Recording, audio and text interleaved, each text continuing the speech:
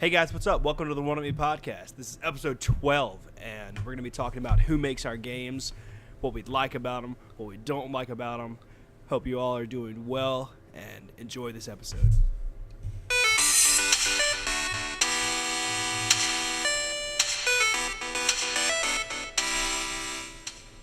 Hey everybody, welcome back to the One Up Me podcast. My name is Ryan, alongside my co-host Jordan. How's it going, Jordan? Good. I am wonderful. How are you? I'm doing pretty well. My nose is a little stopped up this morning, but nothing I can't deal with.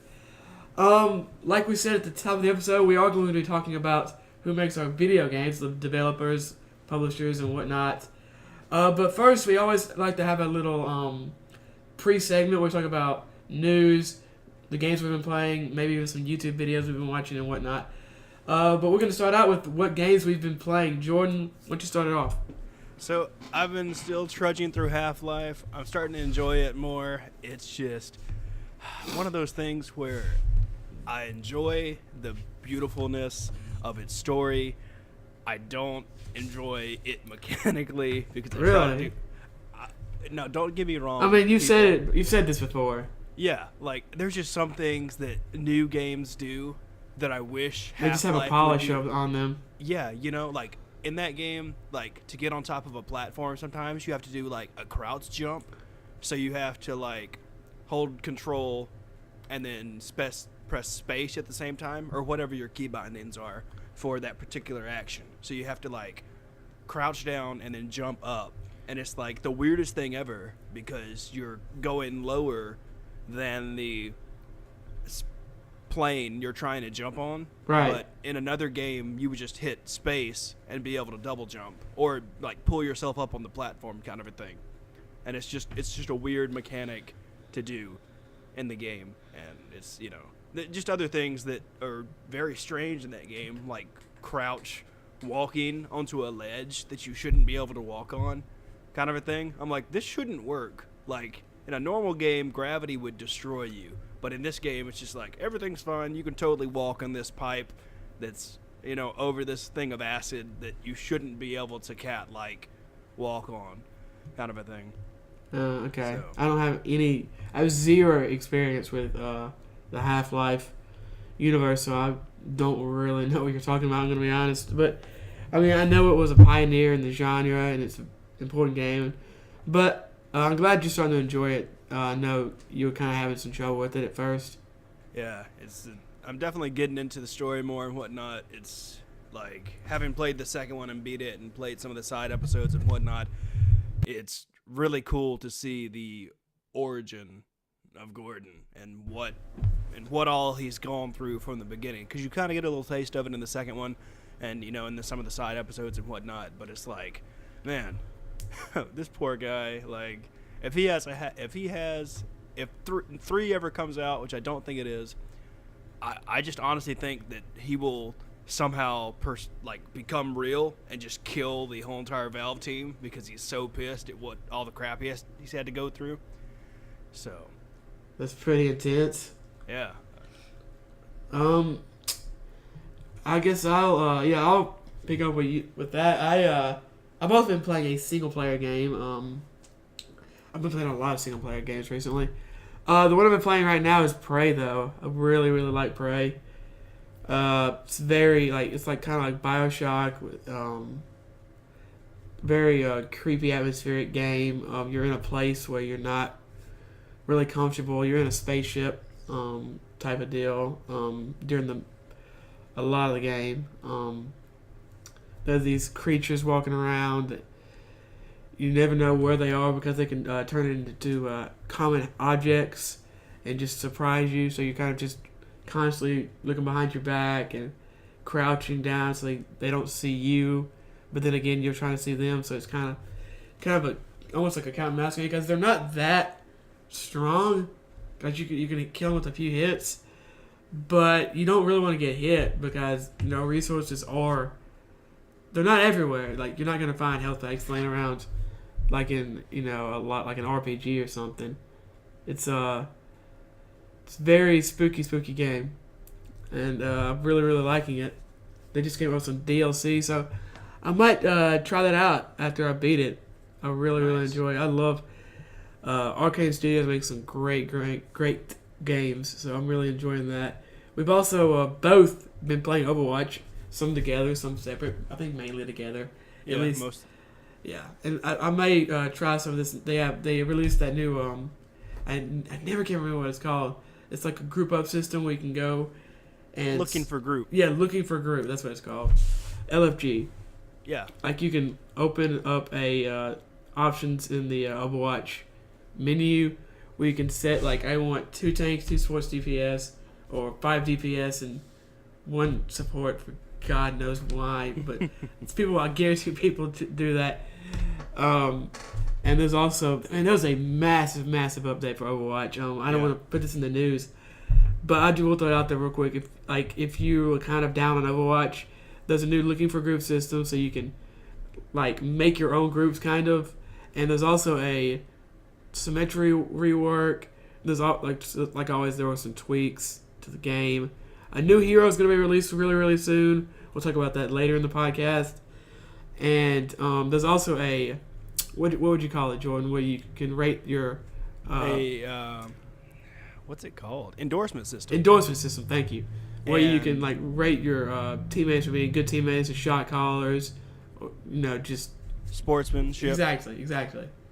It's really cool. Yeah. It brought a lot of people back online. Just briefly talking about it. I've seen a lot of people who are like, hey, I'm actually using voice comms now, or I'm playing the game again, or this makes me want to work with my team more, or whatnot. Because they want to feel now that you have a way to tell your teammate, hey, you did a really good job of telling me when that Hanzo was gonna ult, or you did this or that, or let me know, so and so was one shot, or this was low, or hey, let's try this tactic and it worked out really well.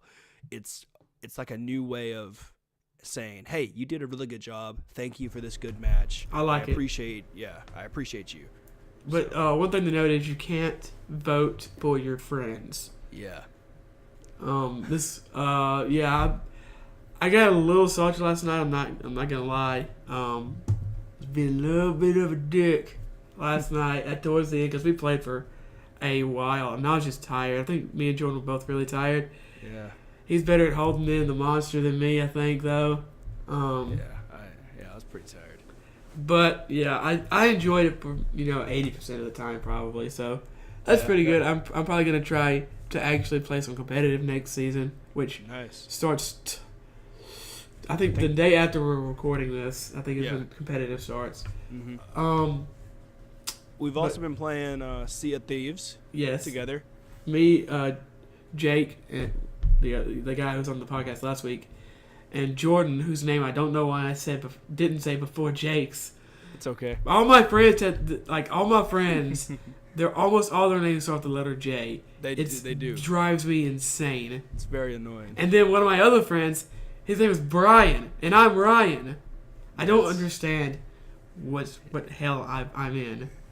But yeah, we've been playing Sea of Thieves, and it's really fun. I don't know if we're all going to keep the Microsoft Game Pass subscription after this month, because it's only $1 right now. Yeah, I don't know if I'll keep it up or not. Because $9.99 adds up over time, man. Yeah, I know. Maybe just buy the game.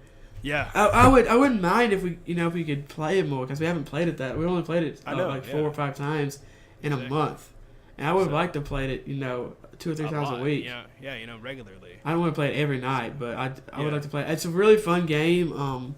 I'm kind of just gonna reiterate what most people say. It seems like it's like a 7 or 8 when and sometimes it even gets up to moments that are 10s, because it gets so fun and stupid with a group though. That's true. I don't think I would want to play it. I don't think I could recommend it outside of a group of friends. Oh, me neither. Hop on Discord or just use the in-game chat or whatever. Yeah. It's I feel like we've only scraped the surface. we've only been able to keep getting killed by this stupid freaking Kraken. Yeah. Like we'll be like, I'm a pirate. Oh, I'm singing the Gilligan song, and then a freaking Kraken just destroys us. So, I don't know. I don't feel like I would have played enough to like do a review or anything. But what I have played, I've enjoyed for the most part. Yeah. And also, real quick, if you exit the game, while you're in the brig and you try to come back, you'll still be in the brig. That's true. And this is a game that you cannot allow real life to distract you from.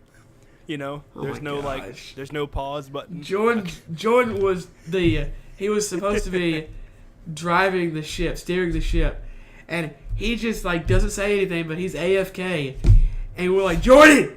I don't want to scream, but like we're like screaming at, what are you doing? He's like, oh, and we just smack into a freaking mountain in the middle of the effing ocean, and he's like, hey, guys, I was away from the keyboard. I didn't know. I'm like, oh my gosh. It's okay. Jake did the same thing the other day. Like I was like, Jake, am I going the right way? He's like, yeah, you are. When you left and we were waiting for you to come back, he's like, yeah, you're going the right way. I'm like, Jake, you're in the crow's nest, right? He's like, yeah. I'm like, I don't think you are. Like, I'm looking at the crow's nest. He's like, yeah, I'm up there. I'm like, no, you're not. He's like, I'm like, where are you? He's like, I jumped off the ship to fight a shark. I'm like, you can't do that. That's insane. That's awesome. Bite sharks. Bite sharks, get booty. That's what the... that's a good tagline. Yeah, it's for the tagline should be for Sea of Thieves. I That's really the do new enjoy expansion it. Should be. I would recommend at the very least to try Games Pass, get some friends, and pick this up. We've also, while we're on the playing together train here, we've also been playing some Elder Scrolls Online, which is Elder Scrolls MMO. Yeah. Jordan was kind enough to buy it from me and Jake. I appreciate it. Again, I didn't. You're too kind. They never asked me to do any of this. I'm just like, it's on sale. Well, just like, I was just playing on my computer and it just said, you have a gift. And it's just Elder Scrolls Online. I mean, it is on sale.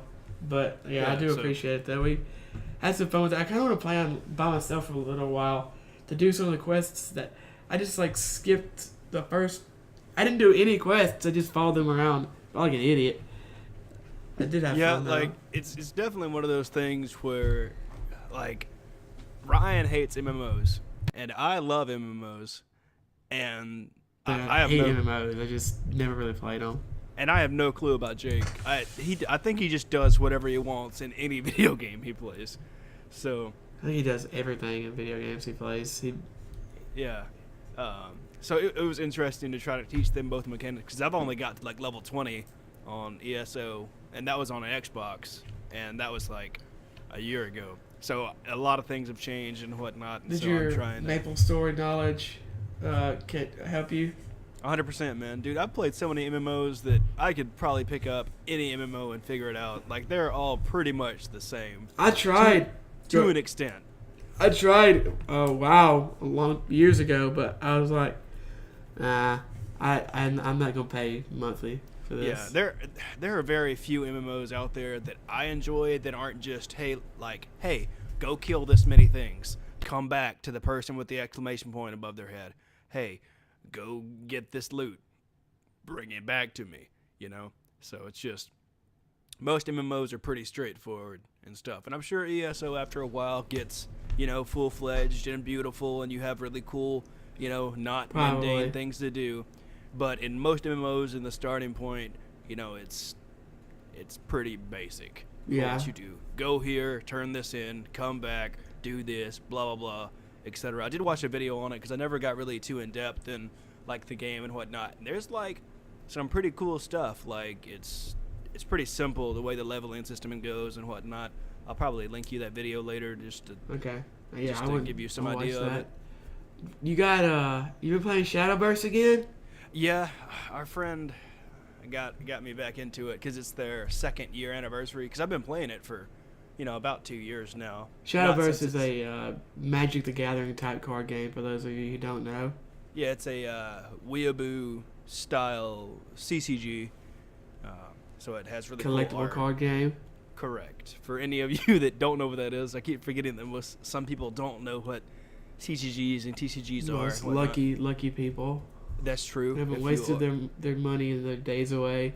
That's true. I do find myself not purchasing stuff for this game because it's digital, even though it is a collectible card game. But luckily I can just, You can take all these cards and you're like, hey, I'm never going to use these. I'm going to liquefy them and use these. It gives you like to make other cards, right? Yeah, pretty much. That's Yep. So I'm playing that again, and it's pretty enjoyable. They just started a new expansion, just came out. I have no clue what it's called, but it looks kind of cool. It's Weeaboo of the future. Yep. So I started playing that again just because I miss playing card games and whatnot until I relocate again to play real life card games. I've enjoyed not playing Pokemon or any kind of card game. Yeah. It's the randomization of them drives me absolutely insane. Plus, they cost way more money than video games. But for anybody that wants to try Shadowverse, I'd definitely recommend it. It's yes, it is very competitive, but you can also play. There's a wonderful story mode for all the classes and whatnot, and it doesn't really hold your hand, but it definitely teaches you a lot of cool mechanics of the game, and you can create any card you want in there, and so it doesn't really limit your collection of cards. You don't really have to spend money unless you really want to. It gives you a lot of free cards and whatnot. So if you want to try it out, you should. I'm looking forward to when Elder Scrolls Legends, which is Bethesda's card game, comes to the Switch, which they announced at E3. I'm looking forward to that. I signed up for email notifications. Oh, really? That, I'm definitely I used to play on my phone, but I hate playing games. Any game on my phone, pretty much. And I've put probably 20 hours into it, which is not very much time, really. Let's go ahead and move on to the news, though. Apparently Blizzard wants to patent Overwatch's play the game feature. Yeah, I saw this and I was like, I have to put this in the news because when you Google, I even Googled play the game, and you think that some other sporting event would come up that's not Overwatch, but nope, it's just Overwatch. And this is from PC Gamer, and they're talking about how it's... And this patent was back in 2016, by the way. Yeah, that's what I was going to say, for people that want to know. And they even have all the legal mumbo-jumbo of the actual, how patents work, and like when it was filed and whatnot. But it's interesting. There's a quote from this article that says... there may have been a situation earlier in the game where one player managed to survive and emerge victorious, even while being severely outnumbered, the application states. Capturing only the last kill would not make it possible to display such cases, which would be considered far more impressive than a single kill that ended the game. The patent has yet to been approved, so we have no idea. So they want no one else to be able to use this play the game system? Yeah, pretty much. They want to be able to, they could call it something else. Yeah. But as far as the way that theirs is set up and correct. What it's called and the way it highlights it and the way it interesting. I mean, I don't play a lot of competitive online shooters. I did forget to mention I have been playing some Rainbow Six Siege. But they don't have this, at least not in quick play. I don't know about competitive. I haven't gotten to the competitive level yet. Yeah, and if you haven't played Overwatch or seen Overwatch, pretty much it describes this. It shows you the person's point of view during the kill, so it could show different. What are they called? Like intros before, like high score, lifesaver, sharpshooter, shutdown. Yeah, if you do some crazy good play that can swing the game or whatever, or sometimes it doesn't even have to swing the game. It's just you get like 3 or 4 kills or something. Yeah, just different stuff like that, and it's interesting to see that. That is very interesting. That I wouldn't even think about that. I mean, I didn't either. I saw this article. Surprised you could even. I guess they just don't want someone to try to copy. I mean, there's a lot of quote unquote copycat games running around these days, with copycats of Fortnite, and even there's copycats of Overwatch clones, if you want to call them clones, out there, and they don't want whether they get popular and start to copy aspects of their game. I guess. I mean, Paladins is already pretty popular, which is pretty much an Overwatch clone, and I guess they don't want, games like that to get more and more popular. And Overwatch isn't going anywhere anytime soon, but you want to take steps to make that even less possible.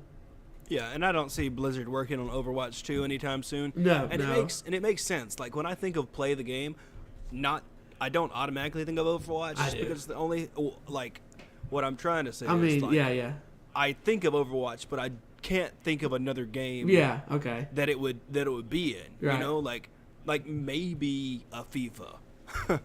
I could.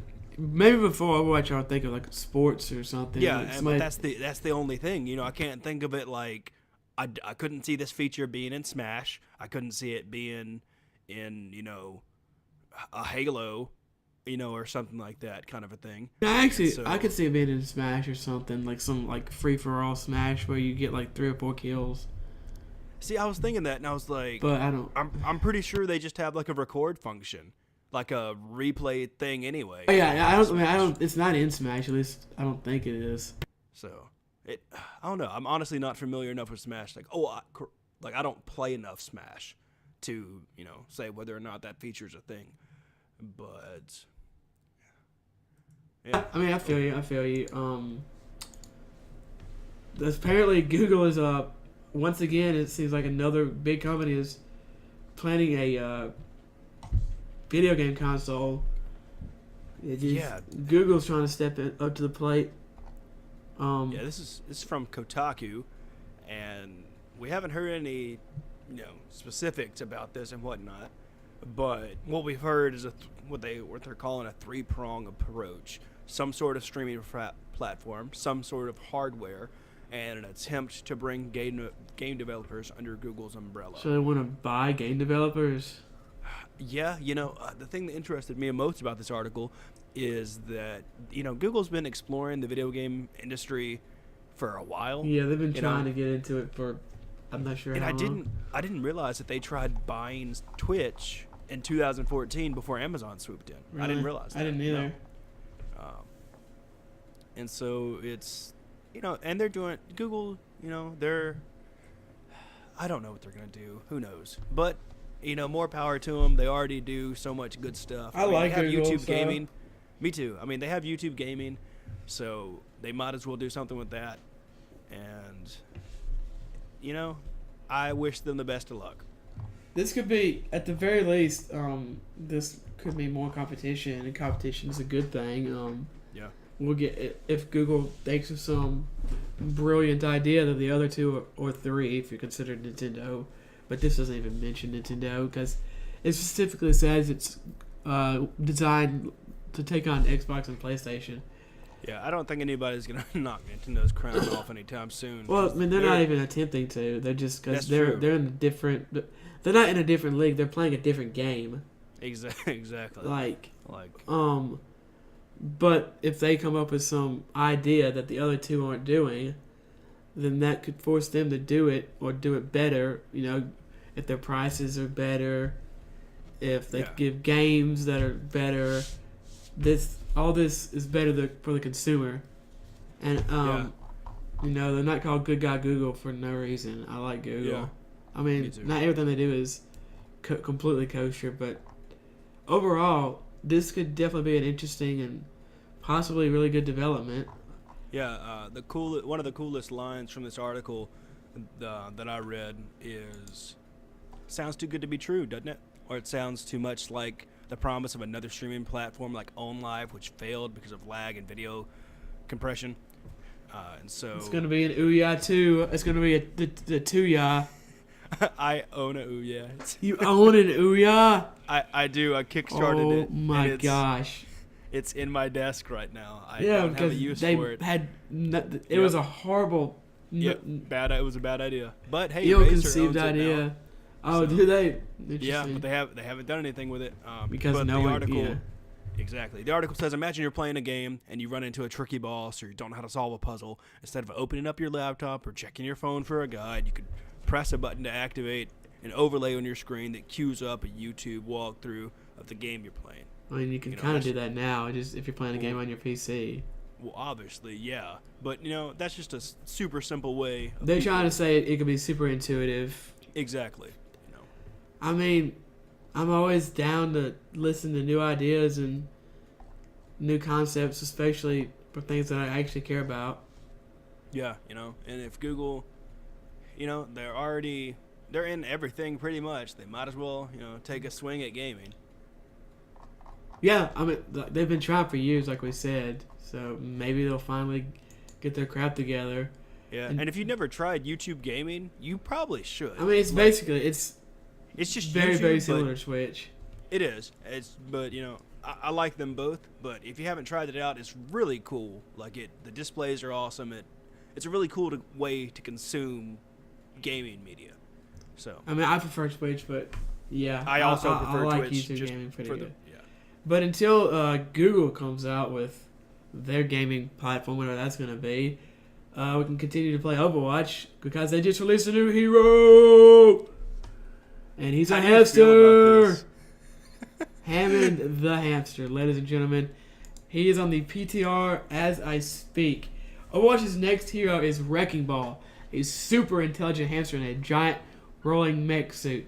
This is on TheVerge.com. If you want to go check it out.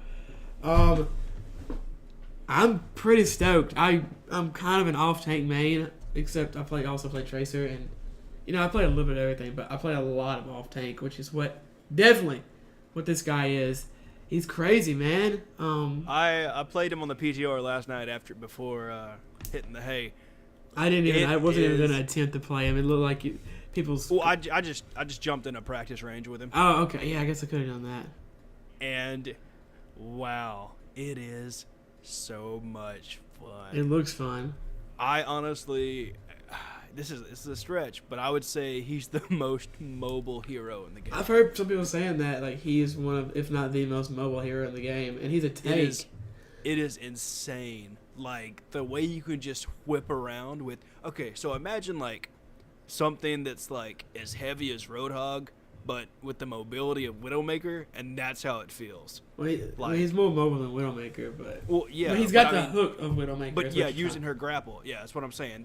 But it doesn't feel like Widowmaker because Widowmaker, you know, just like throws herself up there and she's, you know, there. I can't remember who it was. I think it was Seagull, Overwatch Professional. He described it. People were asking how do you get a hold of his swing? How do you make yourself good at it? And he's like, I haven't played it much, so I don't know if I'd say I'm good at it. But the way I would describe it is you're Spider-Man, basically. Yeah, thank you. Like, that's what I was trying to like get at.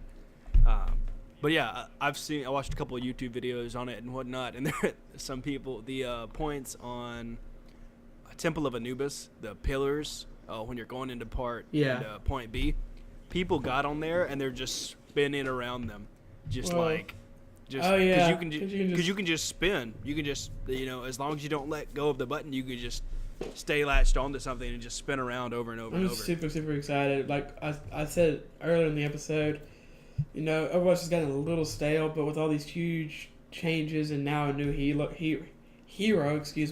and we finally got another off tank. I think this is the first off tank that they've introduced since the game came out. So I'm pretty excited. Sorry,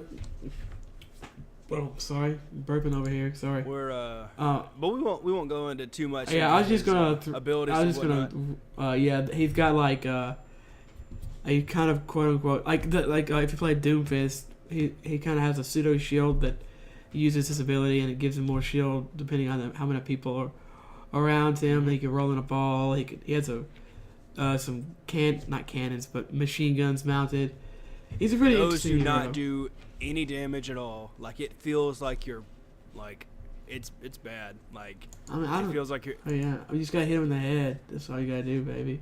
No, like I tested that. Like it feels like you're doing no damage at all to the person.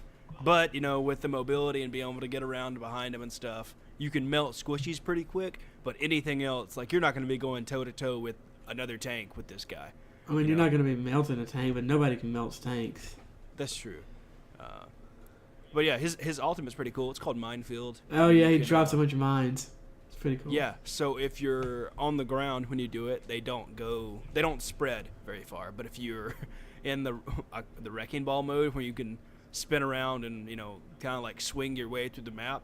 You can actually like swing around the corner, throw your mines, and they kind of just spread. You can also, You can also, one thing that I thought about is you could drop them and then like knock people around into them. Oh yeah. Because when people touch them, they blow up.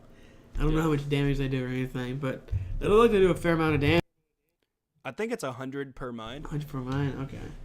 If I remember right in this YouTube video. Interesting. But yeah, I watched a live stream on it yesterday, and they tested a whole bunch of stuff.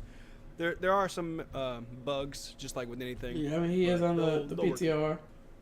This bound to be some bugs. What the heck is Parsec game streaming, Jordan? Okay, so Parsec, I honestly did not know this existed until last night when I was randomly on the games Reddit page, and obviously this will be in the description. So Parsec is a gaming streaming software that lets you play PC games on any hardware by streaming the video from your PC to other devices. It's basically TeamViewer, but like maxed to the to the max. So pretty much imagine like you can host Parsec sessions on your personal computer or on a cloud-hosted machine with a GPU. Right. And so pretty much it's a way for people to connect playing games. And the way they say it online is play local co-op games. Parsec turns any local multiplayer game into an online game. So remember plopping down on your friend's couch for some Smash Bros? Yep. It's like that, but online. So it's not like that. It's not like that. But, if there are some instances people are talking about, like each person has their own story. There's this a son that was at college, was able to play Abduction to finish the game with his dad while he's away at college. A couple that was separated by an ocean played online games to stay close. And an adventure gamer used the app to reconnect with his friend across the world, etc. So it's just about. It sounds cool. It's just another.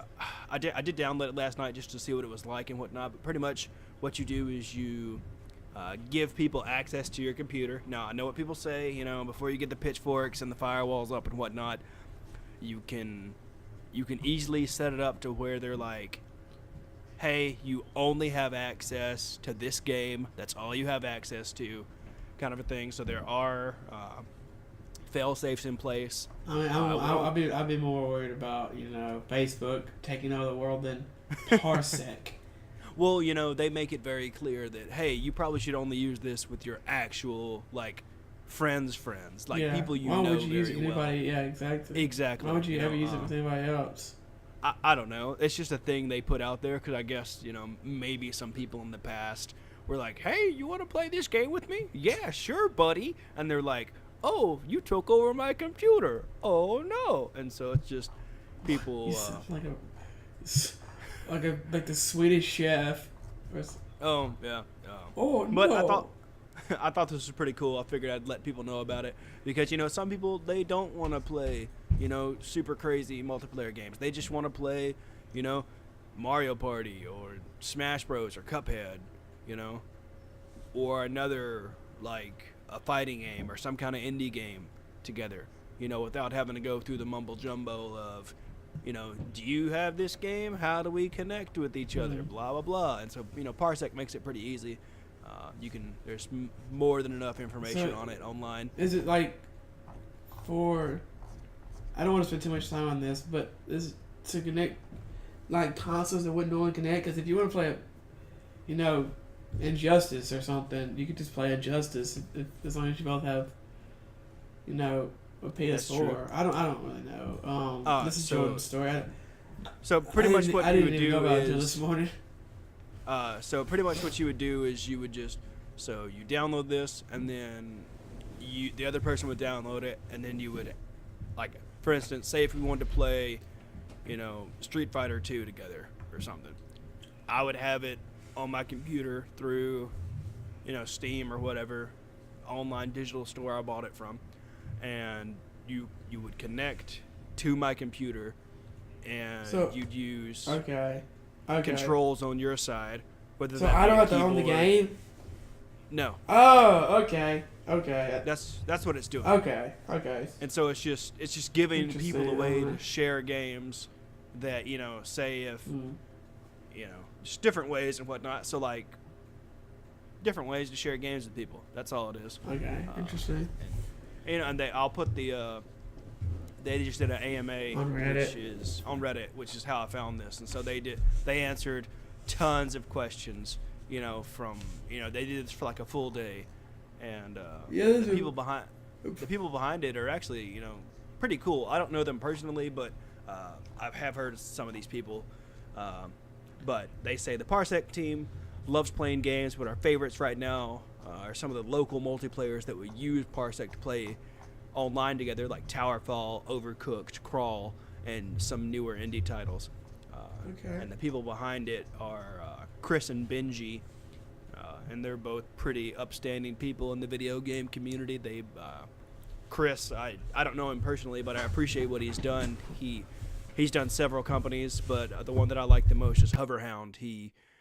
Which helps the Reddit page Build a PC folks find really good deals on PC hardware. Oh, that's so cool. And so there's people behind this company who love gaming, they love the technology industry, and they actually know what they're doing. And so it looks like they're doing a pretty good job with Parsec so far. And so I just wanted to let people out there know about it, because not everybody has a PC that can play, crazy, insane games, like they're on Steam and whatnot. So I figured this was just a way for, people to, this is a program out there you can use, and you can use it however you want, and, just keep playing games with your friends in some form or fashion. This definitely got potential. This definitely has potential. Excuse me. Word? Let's see. Okay, our final story for today, or our news item, excuse me, is on Kotaku. It's what game designers love and don't love about Dark Souls over on Kotaku. It's talking about. It says put 10 game designers in a room, and there's a pretty good chance someone will bring in Dark Souls. It's probably higher than a pretty good chance. Likes of people like From Software's games, but few love them in quite the same way as the people who actually make video games. With the studio's release of the terrific horror opus Bloodborne last year. Oh, this must be an old. Yeah, this is an old article, isn't it? Yep. No, it's not. Mm-hmm. Yeah. So okay, yeah, it is. Yes, it is. Okay, sorry. Go ahead. This article originally ran back in 2015, but they re-released it, and I guess they updated some things and brushed off the dust off of it and whatnot. But they talk about like it really just bundles up everything people enjoy about what From Software does, and they talk about what Soul games do and what they don't do. Like, and Soul games. Now, granted, I haven't played any of them. I just know from people's Scrubs, get good. I know 100%. I agree with you left and right. But I know they're really good. But the Souls games, like, they don't hold your hand. You can miss entire parts of the game just because you didn't go to this section of it, kind of a thing. From what I've seen, and so this article is just talking about how like the developers and the publishers of Souls games, they do everything so awesome. Yeah, I love Dark Souls, especially Bloodborne. Like, they promote community, so you're on the internet or talking to your friends about it, You can't, it doesn't matter whether it's, I mean, if there's a hard talking, boss or you can't get through a level, something that's so difficult is gonna inspire people to look up it online, or people. There's a big YouTube following of the Soulsborne games to how to beat the bosses quickly, or beat them with one weapon or one build, or beat them with cheese, or to beat them with no weapons, or stuff like that. Yeah, and that flows into like they're full of memorable moments. I feel like the Souls franchise or something that it's like, you finally had a couple days off, and you go back into work and you're like, hey Steve, I finally beat that boss, and it's like you're so excited about it to tell your coworkers or your friends, about it and whatnot, or you send like a GIF of you winning this fight or something, and different stuff. It's not just like, hey, I want another match or whatever. It's like you just saved the world kind of a feeling. Yeah. I really don't want to. Since this is really mainly an article, the main thing I want to do is like you need to go read it because it's interesting.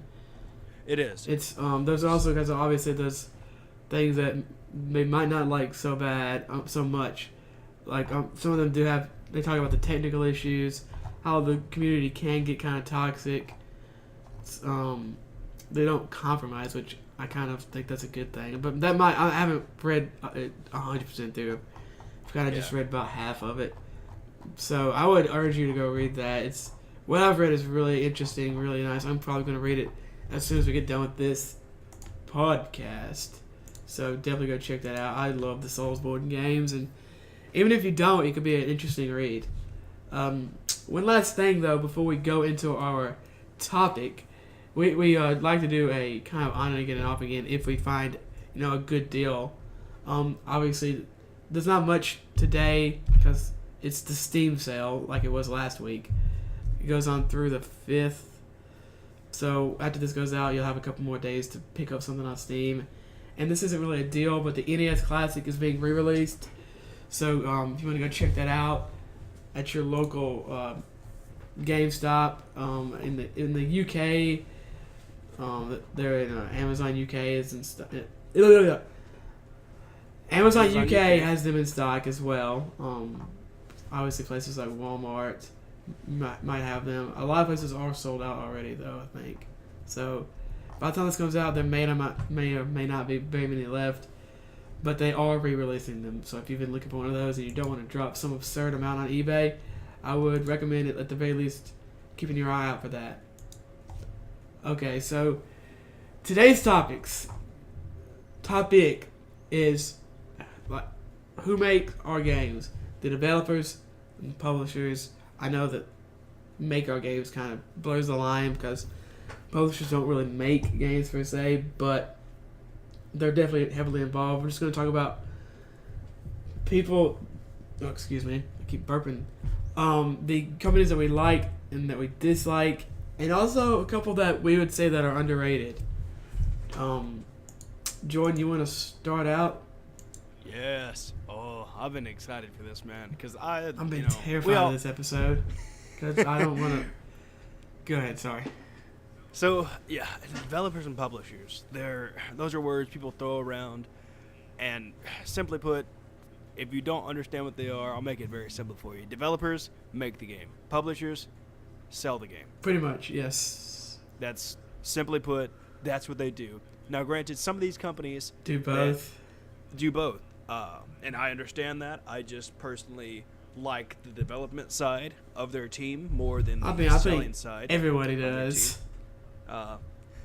But the first one I want to talk about from let's do the good ones. You want to do the good ones first? Yeah. So for my good developer, seal of approval is CD Projekt Red. And if you don't know these people, oh my gosh, go look them up, like them on Facebook, follow them on Twitter, do everything this company wants you to do because they are amazing.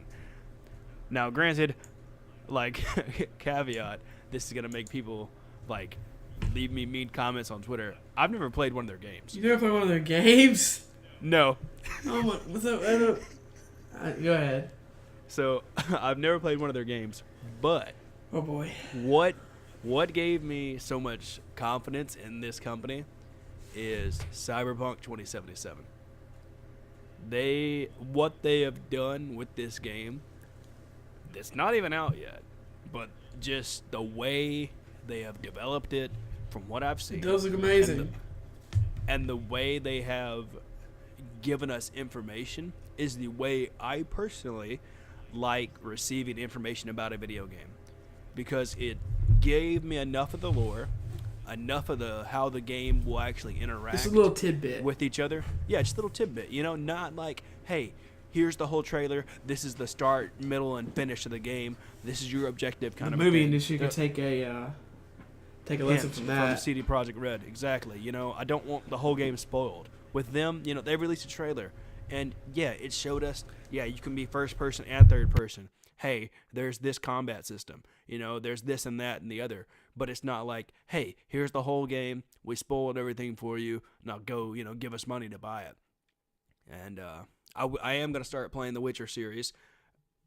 I don't know when I'm going to do it, but I've just been thinking about, you know, personal note for me. I love comic books, and there was a mini series they did of The Witcher that I should really send Ryan because he'd probably enjoy reading it.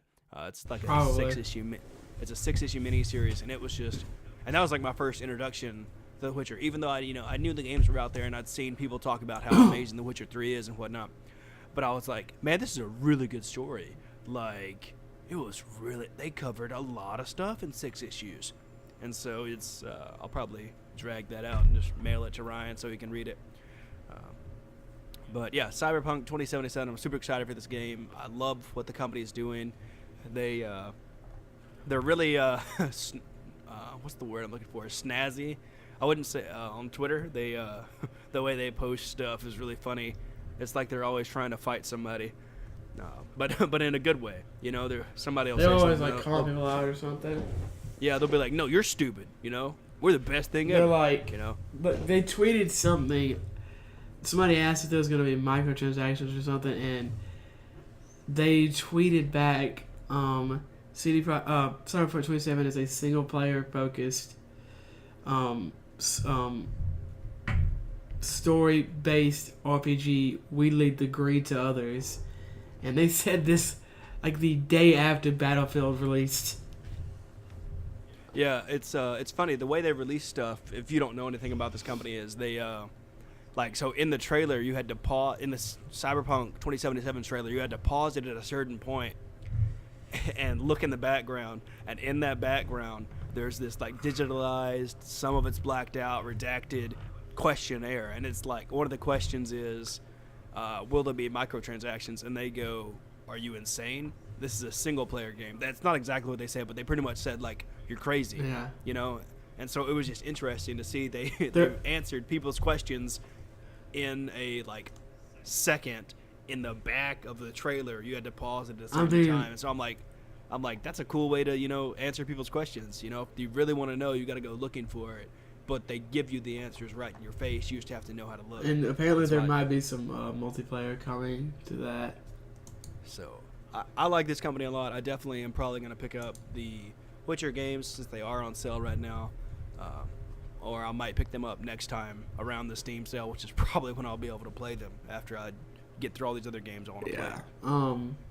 I like CD Projekt Red. Yeah, I love The Witcher's great. I can't wait for Cyberpunk 27, and Gwent, it's a great card game. So I'm definitely, I'll back you up on that one. My first company on my list of good, I may just kind of blow up the developers and because like Jordan said, some of these people do make both, but it's Atlas. I love Atlas, man. I love Atlas so much. Persona 4 Golden. Well, for those of you who don't know, Persona 4 is Persona. It's RPG, obviously, Japanese RPG. But it's been going back since the 90s. But Persona 4 released on the PS2, and they re-released it on the Vita as Persona 4 Golden. And it's one of my favorite games of all time. It's so good. The grinding is fun. You know, Atlas is actually, they actually have a way of making grinding fun, just at least through Persona.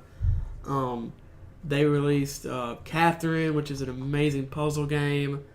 They released Persona 5, obviously, came out last year, which is also an amazing game. They released, they even have like a fighting, the Persona fighting game. They have all these games that even I haven't played yet. And that I think they're also a publisher too. I don't. Did they make? I don't care. I'm not gonna go into that because that's a rabbit hole I don't want to go into. But their games are so Atlas. I don't know. I have another way to put it. They make games in a very certain way, very Japanese. But very to traditional. to answer your question, Atlas is actually a developer, publisher, and distribution company, and they're a subsidiary of Sega. I knew that. I knew they were a subsidiary of Sega. But like I said, they're very like classic JRPG games. Yeah, I love them. They published beautiful. They published Demon Souls. I think they published Demon Souls. Yeah. Oh man, what's the name of that game? They released the game a year or two ago where it was not Final Fantasy. I'm going blank here. Fire Emblem Cross Shimagami, which is Shimagami Tensei is the main series, which Persona spun off of. It's a really cool, very stylish, Japanese role-playing, weird, very odd, very weird, very cool game that is unfortunately right now stuck on the Wii U, which I really hate. I can't think of the name of it right now, and I don't really want to look it up. But they also they have rhythm games that are really, really good. Persona 4 Dancing All Night is awesome. They're releasing some more dancing games. Oh man, I want a Persona really Just Dance. They're not dancing games. I'm sorry. They're more like Guitar Hero than a dancing game. Oh, that's cool. I still want Persona Just Dance. Oh my gosh, the music is so good in these games. Oh my gosh, I love the music. They're so stylish. They're so cool. These games are so cool. Just I don't know that's like the best way to describe them. They're beautiful, artwork wise, music wise. The stories are insane. The characters are really, really likable. I love Atlas. I don't want to spend too much time on one developer or publisher here, but I love Atlas. Hey, you can get Catherine full body for the Vita, right? No, I'll probably just wait for that to come out on PS4. It is on PS4. I'm pretty sure it's not released yet. I checked it out earlier. Oh, it's not out yet. Yeah, so I thought this kid. But yeah, sorry. I was excited for you. I mean, I knew it. Yeah, I mean, I appreciate it, but yeah. You want to move on to the not so good here? Yep. Oh man, I hate this company so much. Even though they've done nothing good ever. I wouldn't say that. I was trying to think of something good they've done. They owned Visceral Studios, which made Dead Space. They owned BioWare, which made some of the greatest games of all time. They made some of the old good, they made one of the first Harry Potter games. I think they made all of them. But I really they've done good. They just have a bad taste in my mouth. So for underneath my bad developer, I guess umbrella is Electronic Arts, also known as EA. Games. Yep. Man, they just piss me off sometimes, man. I've just had bad experiences with them. And granted, I love The Sims. It's an awesome game. They do a lot of cool stuff in there. But I don't know. Just with this, I probably haven't played an EA game in forever. But I just wish they would just listen to the players more. Last one I played was Dragon Age Inquisition, so it's been a few years. Yeah. I just wish they'd listen to the players more and stop with the microtransactions. And when I buy a game, Activision, you need to be listening to this too, because you just barely missed the train on this one. Exactly. I almost put them up there, and I was like, no, I hate EA more. Yeah, me too. My thing is, when I buy a game, I want to buy the game. I want to own it. I don't want to have to download anything else. Granted, I'm fine with, cosmetics, or, hey, we developed another super awesome map. When I pay $60 or however much I'm paying, I want to own that game. I don't want to have to download, here's this expansion and this expansion and this expansion. Okay, you spent $80 more. Now here's a full game. Yeah, you can't really. I feel like you can't really trust them either. Yeah, and they just want money. That's all they want. Yeah, don't really. Obviously, there are people that work at EA that love video games more than almost anybody. There are. Exactly. But we're talking about the people at the tippity top who control everything. So and obviously, Visceral Studios, like I said, who made Dead Space, rest in peace, Visceral. BioWare, they all love games too, but EA maybe not so much, at least at the top. Yeah, the thing that really I think the thing that really sent me over the edge for them is back in the day I loved playing Need for Speed World, which is a Need for Speed MMORPG. Oh my gosh. Yeah, it's actually pretty fun. I like Need for Speed. That sounds insane. Yeah, it's pretty much the same thing as like any Need for Speed game. It's just online. So you have you got the cops after you and stuff, and you can boost cars and whatnot and customize cars. But it's really just like you doing missions and trying to get enough street cred to join a gang. Man. Sorry, not a gang, a organization. I mean, I've heard I don't know, man. That's but yeah, it's I played the beta of it and stuff, and I was like, this is awesome. And then one day they're like, oh, there's an update. I'm like, okay, cool. There's an update, new stuff, and it turned into a whale game. Yeah. If you don't know what the term is, guys, that just means you can spend a lot of money on the game and you win. So people were swiping their cards, making getting better power ups and better engines, better tires, better cars and stuff faster than people that were just doing the races, doing the missions and stuff. And I got far behind, and I was just like, and I was playing this game like every day for like a couple hours, or more. And I was just like, you know what? I was like, screw you, EA. I've heard stories of EA doing similar things like that, like either buying a game or buying the license to a game, and then just gutting it and yep. Like I don't know the name of this game, but like apparently some game that was really good that they bought, and then they turned it into basically a whale game, like you said. Yeah, even in like super simple stuff like SimCity Build It, they did that with it. Instead of just making it super simple, they were like, oh, you want more materials? Oh, I'm so you gotta hungry. buy them. Sorry. I'm just like, it's okay. But also one of the things that really one of the games I really enjoyed playing that EA kind of took over, they kind of bought the company and then just bankrupted them, was Kingdoms of Amalur Reckoning. Yeah. It was a PlayStation game, and I really enjoyed that game. It was a pretty straightforward, open-ish world MMO kind of game. But it was just they bought them and they just milked them, and then they just threw them away. And I was like, dang it, I wanted to see more from this company. But it's just I can sit here and yell and moan about EA all day until they start doing something different, but that's not going to change anything. I just wanted to share my frustration about my first bad company here is Konami. I don't really like Konami. They destroyed Yu-Gi-Oh! So they can suck a big one for that. They canceled Silent Hill, so they can suck a big one for that. They screwed over Kojima, so they can suck another big one for that.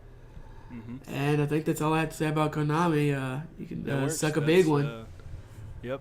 And you guys can let us know how you feel about Konami, because they can suck a big one. The next section we have for underrated company or developers, yeah. Correct. This was going to be called Hopeless, but Ryan came up with underrated, which sounds way better than Hopeless. Yeah, and I think I might have. This is just like I said, my list. I screwed my list up a little bit, so these might go back and forth between developers and publishers. But sorry for interrupting you, Jordan. Go ahead. It's cool. It is okay. So the one I have on my list for underrated developers is Digital Extremes, and I'm sure some of you have heard of them. They made awesome games, like Solar Winds and Epic Pinball and Unreal Tournament and stuff. But the game that really made me loyal to this developer is Warframe. And if you haven't played Warframe, I highly suggest you go play it. Yeah. It's free to play. It is amazing. Yeah, let's not spend too much time on Warframe. We spend too much time talking about Warframe as it is, but yeah. Yeah. Digital Extremes, they just really listen to their, simply put, they listen to their players. They communicate with their players. They're not scared to ask questions, and they're not scared to do what their players want. And if they do something their players don't want, the community tells them, and they change it. They're like, oh, we're sorry. We thought, this would work out. Oh, this didn't work out. Let's change it. This is why it didn't work out. Let's not do that again, kind of a thing. And it's just a really well developed company, and they listen to their players, and I just have a lot of respect for them. So, yeah. Very well So if put. you want to be a space ninja, check out Warframe. Very well put. Okay, my underrated company here is Sega. I think I meant to put this in a publisher. But Sega, obviously they have Sonic, but they have so many good series that people don't think about when they think of Sega. They have Alex Kidd. No. They have like they publish, like, Alice is owned by Sega, so Persona and Catherine fall under there. The Yakuza games fall under Sega. Like, Yeah. I really like. I never thought about it until that. I didn't think about it until that long ago, but Sega is like, I like Sega. They're not the greatest They're company in good. the world, but I really, really like Sega. You know what? They are the greatest company in the world. I take it back. Okay, fine. I don't have a lot to say, because I said a lot of it under the Atlas thing.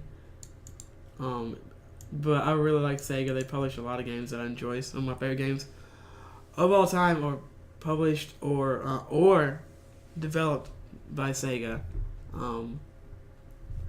Just Sega.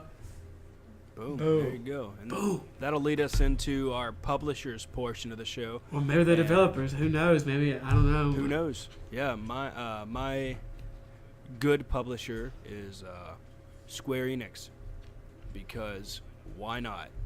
They definitely know what they're doing, and they have a very loyal fan base. The reason I like them is, like, it wasn't the Final Fantasies that got me, that got me into them, and I respected them and whatnot, and I love them for Kingdom Hearts.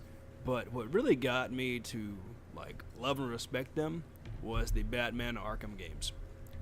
Like, they were done by Rocksteady Studios, but Wait. Square Enix just does things right, and they just know how to. Man, I just like them so much. They just do a really good job with what they do, and they definitely have a long list of games that that they were really well in publishing and whatnot. And so I definitely hope to play more of these games in the future. But Wait, hold on. Sorry to interrupt Okay. you. What? Square Enix didn't publish Batman, did they? Oh. They did. It was so Rocksteady Studios is a British video game company, I knew that. and it's a subsidiary of Warner Brothers, Yes. which is tied to Square Enix. Oh my gosh. Somehow. This seems like Yeah, a stretch. No, it's partially owned by Square Enix Enix. definitely does not own Warner Brothers. Rocksteady is a wholly owned studio of Warner Brothers Interactive Entertainment, a subsidiary of Warner Brothers, after previously being partially owned by Square Enix. So they don't own them anymore. No, but they used to. Before they made the Batman games. I don't know. Oh my I don't know all the gosh. logistics of it. I'm so confused. But- You've confused me. Oh, I'm sorry. For anybody that I've confused, I'm sorry. Just know I Square like Enix Square is Enix. still really good. I just don't. I like Square Enix. I like the Batman games. They're good games. And if you haven't played Children of the Mana, go play it. It's on the DS. It's a good game. That's all I gotta Okay. say. Hold on. Okay. Sorry. It's Okay. Yep, we're just gonna keep saying okay. Yeah, Talk yeah. about It, Nintendo. previously partially owned by Square Enix. Interesting. Interesting. Okay. Let's. Square Enix has their toes in everything, baby. Nintendo is Nintendo, man. Mario, Yoshi, Donkey Kong, quote unquote Pokemon, but not really Pokemon. Giga Breaker. Yeah. Sorry, that's not. That's Game Freak. My bad. But I love Nintendo, man. I've been loving Nintendo since I was. I don't know how old. They make consoles and games and publish games and develop games. I love, like, this.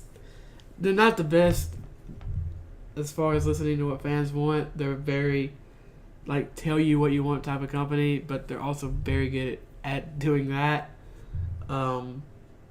Zelda and Mario are some of the just best franchises of all time. You know, Wind Waker was one of my favorite games of all time. Super Mario 64, I could argue, is my favorite game of all time. They just know how to make video games. I don't know. I can't say enough about Nintendo. Really, I don't want to go on. I don't know. They're a good. Yeah, I know they've had their ups and their downs, a lot of downs. But baby, the Switch is bringing them back. I love the Switch. It's so it's very innovative. Being able to bring it anywhere. I don't know. There's almost too much stuff to say about Nintendo, and it's kind of overwhelming me here. Ocarina of Time and Majora's Mask and Mario Odyssey and Metroid Prime and even going back to the I love Metroid games. To the they saved the video game industry. The NES saved the video game industry. Like this, and I can't be cannot understated. wait to see what they're gonna do next. It cannot be understated. That's how important they are. They're the oldest company, as far as I know, video game company going back to the 1800s. Obviously, they didn't make video games in the 1800s. That'd be awesome if they did, though. I would play them. Going back to the Game & Watch, and before that, like just toys and card games. They're such an important company. I would be, man, if they ever stopped making video games, that would be a truly sad day. It would. What can I say? Super Smash Brothers. It's an emotional topic, man. Super Smash Brothers, Mario Kart, Mario Party. Sure, not every game they make is good. Some of them are atrociously bad. I do like a good Mario Party. Oh yeah, Mario Party's fun. It's not always Animal Crossing. Man, oh my gosh, Animal Crossing, Luigi's Mansion, Super Mario Sunshine. They're not just listing games. I don't really. Those are reasons you like them. You know, those are their accomplishments. That's what makes them a good publisher. The fact that they can make and produce. Yeah, they games. they make games and they make and they send them out, like sell them. Yeah, sell. I couldn't think of the word sell. Like it's insane. Nintendo is a beautiful company. They do amazing things. They do amazingly stupid things sometimes. Wii U! Also true. Oh, sorry, I had a Wii U stuck in my throat. Yeah, it hurt a lot. As much as they like to play by themselves and whatnot, I really hope they do some cool crossovers in the future. Also, by the way, Sega helped with Demon's Souls. Oh, okay. No, wait, no, that was Atlas. I was wondering about that. Oh my gosh, I can't remember. It's okay, man. They're all blended together. Everybody's just trying to make a buck, you know. Everybody's just trying to pay their bills and draw art and make music and have fun. So, we can. You want to move on to bad publishers? Yeah, go ahead. I don't know what your first one is. I've never heard of them. It's okay. It's a long story. So, if anybody knows me, I love MMORPGs. I have a problem with playing them. I play them too much sometimes, but. My bad publisher is my.com. You won't know them unless you've played Revelation Online, which you probably haven't because it went pay to win. And I changed my voice right now because I just hate them so much. And there is just so much rage in me for this company because they had a beautiful thing with Revelation Online, and it could have been a good thing. But they screwed it up. I don't think Sega made Demon's Souls. I think I'm an idiot. Now I've interrupted Jordan's serious time. It's okay. I just hate my.com so much because they promised a bunch of stuff, they didn't follow through, and it could have been awesome, and they didn't do it. And then I just spent too much money on Revelation, and it was a bad experience. Well, it was a good experience with awesome people. There was some drama like anything, with our guild and whatnot. But I hate my.com. They don't do anything. They right. actually make games. They publish. Okay, They helped publish this game, and then they combined with another company called NetEast, which isn't very good either. but that's a topic for another day that I probably won't ever cover because it doesn't really matter. People always get screwed over by Chinese not Chinese video games, my bad, Chinese companies and whatnot, and that's just what happened with Revelation. It's just it just became super pay to win and grindy and bad servers, etc. Maybe it's better now, whatever, but the people I played with have since been disbanded, and we've gone on through life and done different stuff and whatnot. So I just this company just left a bad taste. What, Revelation Online? No, just this my.com. Oh yeah, it's terrible, man. Like, they're a terrible company. Looks like a bunch of mobile games. And like a couple MMOs, but it's just I hate them so much. They just don't do anything right. Wow. That's pretty bad. Yeah. Is that all you have to say? Just you don't want to go too deep of a rage here. Yeah, just nothing. I love MMORPGs, and with Revelation Online, it was just there was a lot of promise in that game, and it could have been like the next big thing, but my.com just screwed it up, man. Like, and they had so many people give them, money for founders packs and stuff like that. And so if you don't know what that is, you can, for some MMOs and stuff, you can pre-register and be like, hey, here's $20, $100, whatever. I want to get into the game early and get, X, these items and whatnot that'll put me a little ahead of people. But I just want to play the game early, so that I can, learn how to grind and learn how the level systems work so I can be ahead. And that's what people do in these MMORPGs and whatnot. And that's what I did. Okay. I paid them some money. Or, correction, I won a Founders Pack in a Twitch stream that I was watching, and then I upgraded that pack to the, the highest pack, which was like, a couple, like $80 more or something like that. And so, and then I found a group of people to play with, and it was just a good experience. And then it just changed. Well, it came out, pay to win kind of a thing, but we didn't want to accept it, and then it just became, just more drudged down with, so and so can just swipe their credit card over and over and over and over, and we can spend hours and hours, grinding, and somebody can come home from work and just be like, swipe. We're ahead of you now. Sorry, you spent a month working on that. Sucks. And so it was just, the items they put in the cash shop shouldn't have been in the cash shop, kind of a thing. So that sucks. I feel like I know 343, but I don't. 343 makes Halo. Oh, that's right. That's where I've seen it. Yeah, I haven't played Halo in a long time. I just know, that talking to my friends who still play Halo, especially one friend in particular, it seems like 343 has not made a good Halo game.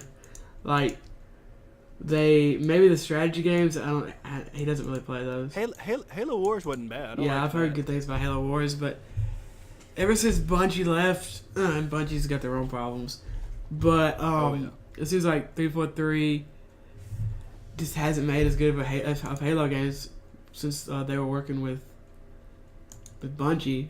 I don't have a lot to say here, just because I haven't cared about Halo in so long, but it just seems like they cannot please people with Halo anymore. Yeah, I don't think they can. I think people are just Haloed out. I mean, maybe I think there's another one coming out next year. Maybe they'll, and from what I hear, it's got some hype behind it. So maybe they'll redeem themselves. Maybe, one can hope. So I don't have much to say.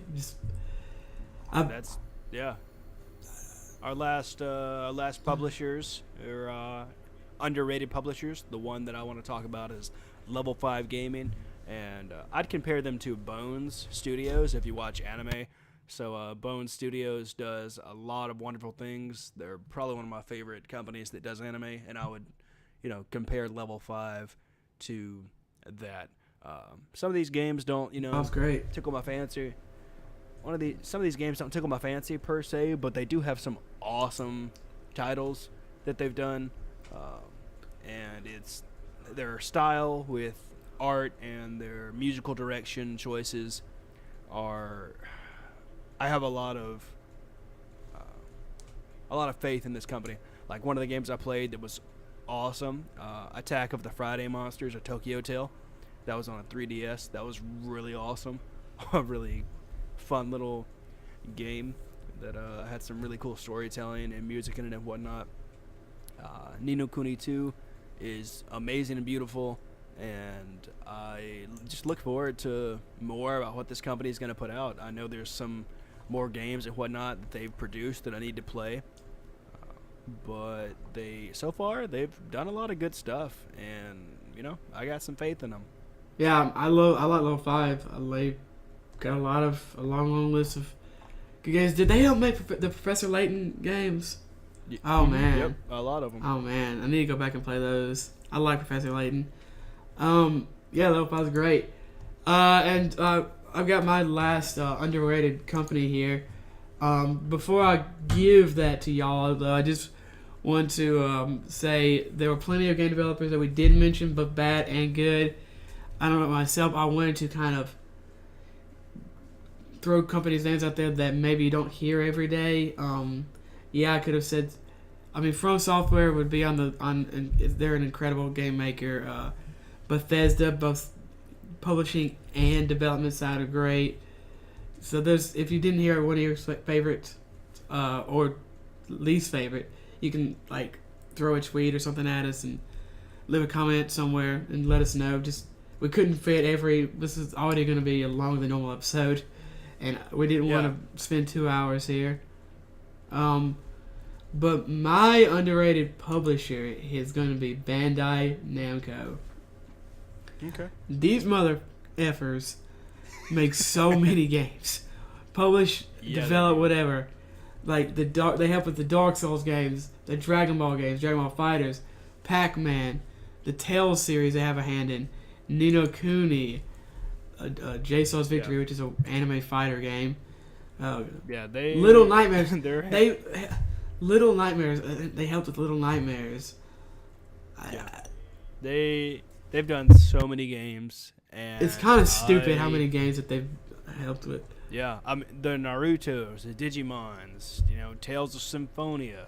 They helped with the Smash. They made Smash. I don't know I think they actually had a lot to do with it. If not, actually should have made Smash for the Wii U, and maybe even for the. I'm thinking they might have made it for the Wii too. Apparently, they helped make the Witcher. Yeah. I don't Tekken. Yeah. This company, insane. I'm like, what do you guys Bandai do? Namco gets they don't get enough respect. I don't. I mean, I want to know who goes to these other companies. It's like Bandai Namco is going to help you, and they're like, what? And they're like, Bandai Namco is going to help you with this game, and they're like, who? They're like, we're going to help you with this game. And they're like... Yeah, whether it's developing the games, polishing the games, both, or just having a weird hand in it somewhere. Bandai Namco does so much. It's insane. Go look up the list of video games that they've helped with or made or published. It's kind of ridiculous. Well, I mean, their slogan, more fun for everyone. My gosh, this list is insane. They've lived up to it, They really just want to. They just want people to have fun. This Ultimate One Piece Ultimate World Red. I liked that game. Yep. I don't even Tekken. I already said. Apparently, that made a Star Trek game. This amazing Inuyasha game, Inuyasha Secret of the Divine Jewel for the Nintendo DS. They're like the go-to for anime games. Project Cars 2. Apparently, they helped with. I didn't know that. My gosh, this is insane how many games they make. They make some of the best games ever too. They really have. Super Smash Bros. Ultimate, apparently they're on. Oh my gosh. Yeah. I want to. Why don't they have a documentary yet? It's I want to doc. Crazy. I need a doc. What's next? You go back and try to think of game developers and publishers. I bet you don't think Bandai Namco when you think video games, but they're insane. They do so much stuff. Soul Calibur's coming out. The new one. That's Bandai Namco, baby. Yeah. They work really hard, They man. They were founded in 1955 too, and they also have they do other stuff besides video games too. They are always working. It's insane. It's insane. I don't. Yeah. They do a lot of hard work, man. I love them. Like this, it might sound like I'm giving them more praise like Nintendo or something, but the reason I am is because I never thought about how much crap they did until like now. Like I've always been like, yeah, Bandai Namco, yeah. Holy crap, they do so much. I'm sold. I didn't realize. Guess what they helped What's with? that? My Hero 1 Justice. It's a My Hero Academia game, for those of you who don't know. Coming out for the Switch. It's probably going to be trash. And Xbox One, and Steam, and PlayStation 4 arrives this October. Coming for the Switch. And I can pre-order my copy today. I'm probably going to do that. It might be good. I don't know. I like Bandai Namco. Like I've just said, they make really good games without that. It seems like they make mostly, they'll make mediocre to amazing games. They don't make very many trash games, it doesn't seem like. Maybe I'm wrong. Let me know if I'm wrong. Yeah, they have a hand in the cookie jar. in the mobile game too. Yeah. Man. I play Dragon Ball Z Legends. Oh yeah. And making an anime of that do now. A phenomenal job. I know. They do. Man, I love them. Bandai Namco, respect. Yeah, y'all the homie.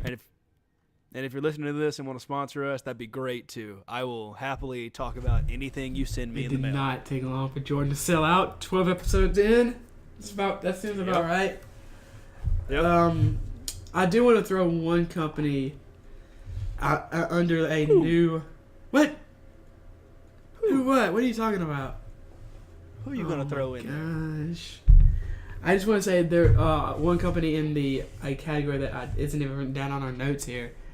Like the up and coming, I guess you'd say. Like, it's not even up and coming. It's like they kind of feels like they went away for a while, but now they're back, baby. They're here. They're gonna kick down the door. It's Capcom. Oh yeah. Man, Capcom. They used to be like insane, but then they went away for a while. Yeah. But they are like on the way back. Let's see here. Like obviously Street Fighter V, like it came out to a lukewarm reception, but they have supported that game, and it's great. Like first Street Fighter V always had a crazy good combat mechanics. They were always great with that, but like it was kind of lacking in features. But they've supported that. Monster Hunter World, although not my cup of tea, was insanely popular.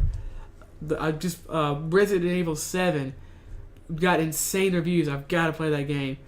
I think people are saying that the new Marvel vs. Capcom game aesthetically looks bad, but mechanically is insane. It's great. I'm excited for that game. I kind of want to pick it up. I don't know though. It looks cool. I always want to play those games. I just beat Resident Evil Remastered the other day. Great game. I could definitely see why people put it in their top. But I mean, going back in the day, obviously they had the classic Resident Evils and classic Street Fighters, Okami, Devil May Cry. Devil May Cry is coming back, boys. Devil May Cry, baby? No, not Devil May Cry, baby. Devil May Cry. Oh my gosh. One of my roommate's favorite games is Resident Evil 5. Dude, we gotta kick him out. I'm not okay with that. He's gonna move out. I don't think Dragon's Dogma. I didn't know they made Dragon's Dogma. Yeah. Mm-hmm. Mega Man. They made motherfreaking Mega Man. Dude, man, I love Mega Man, especially Battle Network 5. Oh man, I love Battle. I love the Battle Network games. God of War. So good. What? I don't want to go down. I'm not gonna try to figure out how they have a hand in God of War. Capcom is awesome. Capcom is awesome. Oh man, for the record, I'm excited for Jump Force. Yeah, it looks awesome. I'm definitely gonna get that game. That looks so cool because I'm a big nerd that likes anime. Oh yeah, it looks awesome. I don't know how good it's gonna be, but it's probably gonna be. It's probably gonna be bad. I doubt it'll be any worse than mediocre. I mean, I'm sure it'll be better than PlayStation All Stars. So, my gosh, it couldn't be worse. That game was the most boring, uninspired pile of trash. And I pre-ordered PlayStation All Stars. Oh my gosh, that game makes me sad. Yeah, it's like a bad Smash Bros. Clone, and man, it makes me sad. I don't. That's a good note to end on, I guess. A downer. we got some shout-outs and plugs. As always, the Heatley Brothers on YouTube. And I think that, if I believe so, that's also on their handle on Twitter. If you want to check them out, we use their 8-Bit Passion as our theme song here. Go check them out. You can follow, like, and subscribe to us on YouTube, Twitter. Where are we at, Jordan, as far as the podcast iTunes goes? And Google Play. Oh, we're also on the. I threw this on Twitter the other day, but we're also on the new Google Podcast app. If you want to check that out, it's pretty cool. They're still kind of working on it. It's a crisp it's looking very app. clean. I downloaded it because for some reason Pocket Cast. This is a podcast that I kind of listen to. For some reason Pocket Cast doesn't have. We're also on Pocket Cast, which is like one of the best podcast apps you can get. Very, very nice. You know, clean. we're on your favorite podcatcher. Podcatcher. You say podcatcher? Yeah, podcatcher. Like, podcast I've catcher. never heard of that. That's interesting. Yeah, podcatcher. We're on all your favorite podcatchers. Except for Spotify and SoundCloud and others we might not be on. That's but correct. We're on the ones we just said and maybe more. Yeah. So correct. Check it out. Just type in One Up Me Podcast, baby. Yep, just type in One Up Me. As always, you can follow the podcast at One Up Me Podcast on Twitter. You can use the hashtag One Up Me Podcast or the hashtag PlayOn. You can check us out on YouTube. You can also email us. Don't forget that. You can email us at oneupmepodcast@gmail.com. Check those out. Correct. Leave us, like we said, a like, but also a review. Reviews help so much. Like, you don't. They do. Spread the word through mouth. I can't emphasize how reviews and spreading the word by mouth. If you like it, even if you don't like it, tell somebody. Like, listen to these two idiots talk about video games like they think they know something. Like, just spread the word. That's the best way. Word of mouth is still the most powerful device. Sorry if you hear my phone opening. I'm getting ready to play the theme song through my phone because that's the way we do it, boys. Yep, because we want the most surreal experience. It's like you're in the room with us, and that's not creepy at all. And we don't have any intention of stopping this anytime soon. I'm hungry. We're going to keep on trucking, and you guys... Oh, also Apple. Did we say Apple? Yeah, we said Apple. Yeah, we're on iTunes. Cool. We're on iTunes, baby. You can listen to us. Subscribe on iTunes. Subscribe on Google Play or Google Podcast. You can find me at Swaylock on Twitter. You can find me at Ryan Divisions. And as always... Bye!